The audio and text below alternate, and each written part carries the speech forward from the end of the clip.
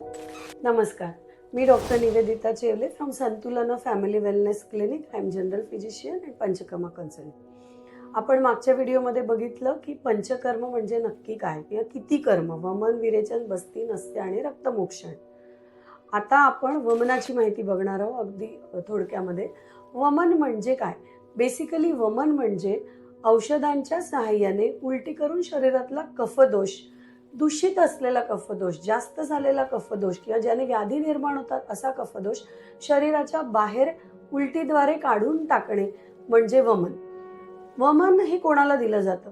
ज्यांना फार सर्दी होते नेहमी, अस्थमासारखे डिझिजेस आहेत किंवा सुगंधी द्रव्य ॲलर्जिक रायनायटिस आपण म्हणतो, दही खाल्लं सुगंधी द्रव्य याच्याने सतत सतत सर्दी खोकला असतो, स्किनचे काही डिझीज असतात किंवा सायनोसायटिस असतं किंवा PCOS मध्ये पण आम्ही वमन देतो. तर इट डिपेंड्स की तुमचे कुठल्या व्याधीची गरज काय आहे आणि कफदोषामुळे कुठला व्याधी निर्माण झालेला आहे. त्या लोकांना आपण वमनाच्या साहाय्याने म्हणजे उलटी वाटे दोष बाहेर काढून टाकतो, त्यालाच आपण वमन असं म्हणतो. यामुळे होतं काय, तुमचा जो दूषित कफ आहे तो शरीराच्या बाहेर जाऊन आवरण किंवा जिथे व्याधी निर्माण करत असतो तो शोधनाद्वारे म्हणजे बाहेर गेल्यामुळे कमी औषधांमध्ये किंवा कमी वेळेमध्ये व्याधी नियंत्रणास येण्यास खूप मदत होते.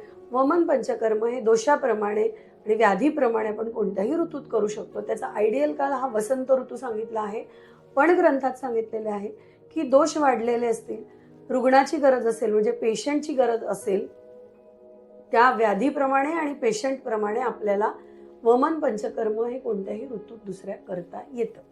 धन्यवाद.